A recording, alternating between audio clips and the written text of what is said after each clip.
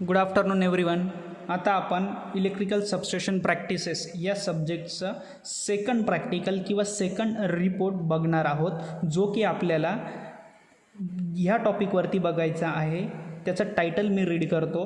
Draw the layout and prepare the report of 11 kV pole mounted substation earthing after seeing the relevant video clip. Okay, so तुम्हाला ह्या प्रॅक्टिकलमध्ये म्हणा किंवा या राईटअपमध्ये म्हणा एक व्हिडिओ बघायचा आहे, जो की पोल माउंटेड सबस्टेशनच्या रिलेटेड असणार आहे किंवा पोल माउंटेड सबस्टेशन अर्थिंगच्या रिलेटेड असणार आहे. ओके, सो तुम्ही आता जी डायग्राम बघतायत त्या डायग्रामच्या खाली एक लिंक मी लिहिलेली आहे बघा, hash substation hash electrical hash 11 kV. Okay, तुम्ही ही लिंक जर यूट्यूबला टाकली तर तुम्ही त्या व्हिडिओवरती डायरेक्टली जाणार. ओके, आता तुमच्यासमोर जी डायग्राम तुम्हाला दिसते ते 11 kV by 415 volt pole mounted सबस्टेशनची सिंगल लाईन डायग्राम आहे. ओके, सो ह्या डायग्रामवरनं आपण आता ॲनालाइज करणार आहोत की पोल माउंटेड सबस्टेशन ॲक्च्युअलमध्ये वर्क कसं करतं. ओके, पहिली डायग्राम एक्सप्लेन करण्या अगोदर पोल माउंटेड सबस्टेशन म्हणजे नेमकं कोणतं सबस्टेशन हे आपण समजावून घेऊ. ओके, आता आपल्या घरात इलेक्ट्रिसिटी येते बरोबर. याच्या आधी आपण जी डायग्राम बघितली त्याच्यामध्ये आपण बघितलं पण होतं की सिंगल लाईन डायग्राममध्ये त्या मागच्या प्रॅक्टिकलच्या की 33/11 kV सप्लाय जो स्टेप डाऊन झाला तो 11 kV सप्लाय पुढे डिस्ट्रीब्यूट होऊ लागला कन्झ्युमरपर्यंत बरोबर. आता घरात येणारा सप्लाय तर 11 kV नाही आहे. आपल्या घरामध्ये सप्लाय किती येतो 230 वोल्ट येतो असतो बरोबर. म्हणजे आपण कुठले कन्झ्युमर झालो, रेसिडेन्शियल कन्झ्युमर झालो. आणि जे काही इंडस्ट्रियल कन्झ्युमर्स असतात किंवा कमर्शियल कन्झ्युमर्स असतात त्यांची रिक्वायरमेंट सिंगल फेज पण असते आणि 3 फेज पण असते. म्हणजे त्यांना 230 वोल्ट पण सप्लाय लागत असतो. आणि मोठमोठे जनरेटर्स वगैरे जे असतात ते ऑपरेट करण्यासाठी कंटिन्युअसली त्यांना 440 किंवा 400 म्हणजेच थोडक्यात 3 फेज सप्लायसुद्धा रिक्वायर्ड असतो बरोबर. सो दोन्ही सप्लाय त्यांना गरजेचे असतात. सो आपण मागच्या डायग्राममध्ये काय बघितलं की आपण बघितलं 11 kV पर्यंत सप्लाय स्टेप डाऊन झाला 33 पासून आणि तो पुढे कन्झ्युमरपर्यंत डिस्ट्रीब्यूट पण झाला. पण आपल्या घरात येणारा सप्लाय मात्र 11 kV नसतो. सो आता हा सप्लाय मग मध्ये पुन्हा कुठल्या तरी ठिकाणी गेला असावा का डायरेक्टली आपल्या घरात आला आणि आपल्या घरातल्या घरात तो स्टेप डाऊन होऊन नंतर आपल्या अप्लायन्सेसपर्यंत आला, तर हे असं नसतं. तर तो 11 kV सप्लाय जो तुमचा स्टेप डाऊन झालेला आहे तो 11 kV स्टेप डाऊन सप्लाय आपल्या स्पेसिफिक एरियामध्ये एक ट्रान्सफॉर्मर असतो बघा, त्याला आपण DP पण म्हणतो. म्हणजेच काय, डिस्ट्रीब्युशन पोल असं म्हणतो. प्रत्येक एरियामध्ये एक स्पेसिफिक एरियामध्ये तो एक ट्रान्सफॉर्मर लावलेला असतो. तो ट्रान्सफॉर्मरपासून त्या स्पेसिफिक एरियामध्ये सप्लाय काय केलेला जातो, डिस्ट्रीब्यूट केला जातो नंबर ऑफ कन्झ्युमर्सला. सो हे लक्षात घ्या, जो 11 kV सप्लाय स्टेप डाऊन झालेला आहे सबस्टेशनमध्ये तो स्टेप डाऊन 11 kV सप्लाय हा प्रत्येक स्पेसिफिक एरियातला डिस्ट्रीब्युशन पोलला म्हणजेच त्या पोल माउंटेड सबस्टेशनला जात असतो. तो डिस्ट्रीब्युशन पोल म्हणजेच काय, तुमच्या लक्षात आलं का आता, तो डिस्ट्रीब्युशन पोल म्हणजेच तुमचं ते एक छोटंसं पोल माउंटेड सबस्टेशन. बघा तुमच्या स्पेसिफिक एरियामध्ये तुम्ही नक्कीच कितीतरी वेळा बघितलेला असेल तो ट्रान्सफॉर्मर लावलेला असतो बघा. एका पोलवरती अशी मोठी लाईन असते, 2 पोल उभे केलेले असतात आणि त्या 2 पोलवरती एच शेपमध्ये असतं, एच टाईप म्हणतात त्याला. त्या पोल्सवरती काय केलेलं असतं, हा ट्रान्सफॉर्मर प्लेस केलेला असतो. म्हणून या पोलवरती प्लेस केलेल्या ट्रान्सफॉर्मरमुळे त्याचं नाव पडलेलं आहे पोल माउंटेड सबस्टेशन. सो तुमच्या आता लक्षात आलं असेल पोल माउंटेड सबस्टेशन म्हणजे असं काही स्पेसिफिक किंवा खूप काही वेगळं असं काही नाही आहे. पोल माउंटेड सबस्टेशन म्हणजे काय की एच टाईपचा जो शेपमध्ये पोल उभा असतो त्या एच टाईपच्या पोलमध्ये आपण काय केलेला असतो, तो 11 kVचा ट्रान्सफॉर्मर इन्स्टॉल केलेला असतो आणि त्याचमुळे त्याचं नाव पडलेलं आहे पोल माउंटेड सबस्टेशन. सो आता तुमच्या हे लक्षात आलं असेल आणि तुमची ही कन्सेप्ट क्लिअर झाली असेल की पोल माउंटेड सबस्टेशन म्हणजे नेमकं काय.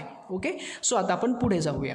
आता ह्या 11 kV ट्रान्सफॉर्मरचं किंवा पोल माउंटेड सबस्टेशनमधल्या ह्या ट्रान्सफॉर्मरचं काय फंक्शन असेल बरं. आता जसं मी तुम्हाला सांगितलं की 11 kV सप्लाय स्टेप डाऊन झाला, पण आपल्याला घरात लागणारं सप्लाय 11 kV नाही आहे बरोबर की नाही. मग 11 kV सप्लाय काय होतो, या ट्रान्सफॉर्मरपर्यंत येतो आणि जेव्हा या ट्रान्सफॉर्मरपर्यंत तो सप्लाय आला 11 kVचा, हा ट्रान्सफॉर्मर काय करतो, त्याला 415 410 440 अशा स्पेसिफिक व्होल्टेज लेवलमध्ये स्टेप डाऊन करतो आणि तो पुन्हा काय केला जातो, डिस्ट्रीब्यूट केला जातो कन्झ्युमरपर्यंत.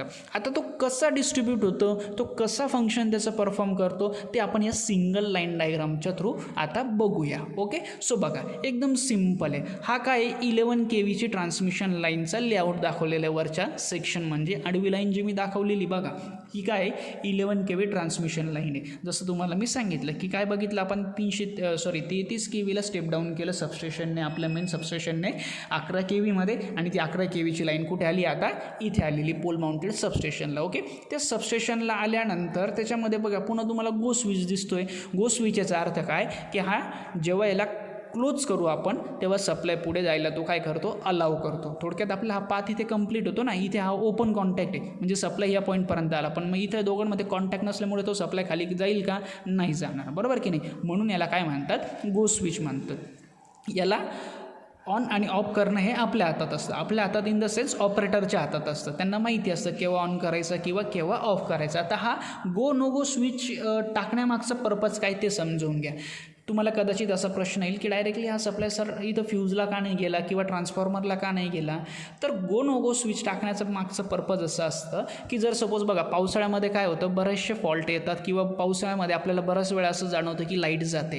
त्या मागचं कारण काय ते समजून घ्या. बऱ्याच वेळा काय होतं, जर सप्लाय चालू ठेवला आणि खूप हेवी रेनफॉल होत असेल तर त्यामुळे कदाचित झाडाची एखादी फांदी त्याच्या तुटून हवेमुळे जर पडली तर त्याच्यामुळे शॉर्ट सर्किट होऊ शकतो. शॉर्ट सर्किट झाला म्हणजे हेवी करंट त्याच्यामधनं पास होतो आणि पूर्ण ही खालची सिस्टीम जी आहे ती डिस्टर्ब होऊ शकते. म्हणजे हे जे काही इक्विपमेंट्स किंवा प्रोटेक्टिव्ह इक्विपमेंट्स आपण याच्यावरती प्लेस करतो ते सगळे डॅमेज होण्याचे चान्सेस हे सगळ्यात जास्त असतात. त्यामुळे काय होतं की रेनी सीझनमध्ये बऱ्याच वेळा जर पाऊस चालू असेल खूप जास्त प्रमाणात तर सप्लाय काय केला जातो, बंद केला जातो. सो तो सप्लाय चालू ठेवायचा की बंद करायचा हे जेव्हा आपण ठरवतो तर ते ॲक्च्युअल इनिशिएट करताना किंवा ही गोष्ट ॲक्च्युअलमध्ये करताना या स्विचचा फार मोठा रोल असतो. बघा जेव्हा मला सप्लाय डिस्कनेक्ट करायचा आहे मी सिम्पली काय करेल, हा स्विच काय करेल, ओपन करेल. स्विच ओपन केला म्हणजे सप्लाय इथपर्यंत आला, पण खाली आता येतो आहे का किंवा खाली कुठे कन्झ्युमरपर्यंत तो सप्लाय डिस्ट्रीब्यूट होतो आहे का, तर नाही होते, बरोबर, कारण की स्विच काय आता ओपन आहे. सो गो नो गो स्विचचं फंक्शन तुमच्या आता लक्षात आलं असेल, बरोबर. मग आता जेव्हा कॉन्टॅक्टमध्ये येतो तेव्हा याचा क्लोज कॉन्टॅक्ट फॉर्म झाला की मग 11 kV सप्लाय हळूहळू यायला लागतो या ट्रान्सफॉर्मरपर्यंत. पण ट्रान्सफॉर्मरच्या आधी पण अजून एक प्रोटेक्टिव्ह इक्विपमेंट इथे काय लावलेलं आहे, फ्यूज लावलेलं आहे. आता या फ्यूजचं काय फंक्शन असणार, आपल्याला सर्वांना माहिती आहे फ्यूज काय करतो. फ्यूज काय असतो, इथे 11 kVचा फ्यूज लावलेला असतो. म्हणजे 11 kV पर्यंत सप्लाय यांनी जर आला तर याला काहीच डिस्टर्बन्स येत नाही तो किंवा त्याला काही तो इंटरप्शन पण आणत नाही. पण जर याला कदाचित ट्रान्समिट होत असताना या वरच्या लाईनबद्दल बोलतो आहे मी, जर या लाईनवरती जर सपोज काही फॉल्ट झाला तर फॉल्ट झाल्यानंतर तुम्हाला माहिती फॉल्टचं मॅग्निट्यूड काय असतं, त्याच्या स्टँडर्ड रेटिंगपेक्षा जास्त असतं. मग 11 kVपेक्षा जास्त सप्लाय इथं फ्लो व्हायला लागणार फॉल्ट जर झाला तर. आणि फॉल्ट झाल्यामुळे जास्त हे व्होल्टेज किंवा करंट याच्यातनं फ्लो व्हायला लागला तर हा फ्यूज काय करेल, त्याचं कॉन्टॅक्ट ट्रिप करून टाकेल आणि जेणेकरून तुमचा ट्रान्सफॉर्मर काय होईल, प्रोटेक्ट होऊन जाईल. सो फ्यूजचं फंक्शन काय आहे तुम्हाला सर्वांना आता लक्षात आलं असेल. जर याच्यावरती हेवी करंट किंवा फॉल्ट झाल्यामुळे हेवी करंट किंवा हेवी व्होल्टेज याच्यातनं फ्लो व्हायला लागलं तर हा फ्यूज काय करतो, त्याचा कॉन्टॅक्ट तिथे हा फ्यूज मेल्ट होऊन जातो किंवा ब्रेक होऊन जातो, जेणेकरून सप्लाय पुढे जात नाही आणि तुमचा ट्रान्सफॉर्मर प्रोटेक्ट केला जातो. ओके, सो फ्यूजचं फंक्शन लक्षात आलं. त्यानंतर काय होतं, फ्यूजपासून सप्लाय कुठे येतो, ट्रान्सफॉर्मरला येतो. आता आला आपला तो मेन DP म्हणजे डिस्ट्रीब्युशन पोल. आता याची रेटिंग बघा काय आहे, 11 kV/415 वोल्ट. म्हणजे हा काय करतो, 11 kVचं डिस्ट्रीब्युशन किंवा स्टेप डाऊन हे 415 वोल्टमध्ये करतो. आणि 415 वोल्टमध्ये केल्यानंतर इथे एक MCCB लावलेला असतो. MCCB म्हणजे काय, moulded case circuit breaker. Okay, आता MCCBचं फंक्शन आपल्याला सगळ्यांना माहिती आहे, बरोबर. जेव्हा सप्लाय डिस्ट्रीब्यूट केल्यानंतर जर सपोज ट्रान्सफॉर्मरमध्ये काही फॉल्ट झाला, हा तर वरतून फॉल्ट झाल्याबद्दल झालं, पण या ट्रान्सफॉर्मर पण एक इलेक्ट्रिकल इक्विपमेंट आहे, याच्यामध्ये देखील काही ना काही फॉल्ट होऊ शकतो. जर फॉल्ट झाला आणि सप्लायने स्टेप डाऊन केला तर फॉल्ट झाल्यामुळं काय होईल, हा 11 kVचा 415मध्ये होईल का, ऑफकोर्स नाही होणार. तो 415पेक्षा जास्त व्होल्टेजमध्ये होणार, बरोबर. म्हणून असं जर कदाचित जर कधी घडलं तर जास्त मॅग्निट्यूडचा सप्लाय हा कन्झ्युमरपर्यंत नको जायला, त्यासाठी इथे 415 वोल्टचा MCCB लावलेला असतो, जो काय करतो, जर 415पेक्षा त्यांनी जास्त वोल्टमध्ये त्याला स्टेप डाऊन केलं तर तो काय करेल, इथेच त्याचा कॉन्टॅक्ट ब्रेक करून टाकतो, जेणेकरून तो सप्लाय पुढे कन्झ्युमरपर्यंत जात नाही. मग नंतर लक्षात आलं याचं कॉन्टॅक्ट ब्रेक झालं झालेलं आहे, कन्झ्युमरपर्यंत लाईट जात नाही, लाईट गेली, मग ऑपरेटरच्या लक्षात येतं की अरे वरतून तर सप्लाय तो 11 kV लाईनवरती फॉल्ट झालेला नाही. मग दुसरं काय बघणार, तो ट्रान्सफॉर्मर चेक करणार, मग त्याच्या लक्षात येणार की ट्रान्सफॉर्मरवरती कुठल्या ना कुठल्या प्रकारचं इंटरप्शन आता आलेलं आहे. ओके, सो तो फॉल्ट क्लिअर होऊन मग पुन्हा काय केलं जाईल, त्याचं स्टेप डाऊन 415 वोल्टमध्ये केलं जाईल आणि मग तो 415 वोल्ट सप्लाय काय केला जातो, कन्झ्युमरला प्रोव्हाइड केला जातो. सो असं एकदम सिम्पल पोल माउंटेड सबस्टेशन जे आहे ते आपण आता बघितलं. आणि ही जी लिंक आहे ती तुम्ही नोट डाऊन करून घ्या आणि ही लिंक तुम्ही यूट्यूबवरती टाका. याच्यावरती तुम्हाला ह्या सबस्टेशनचं किंवा पोल माउंटेड सबस्टेशनचं काय फंक्शन आहे ते बघायला मिळेल. Okay, thank you.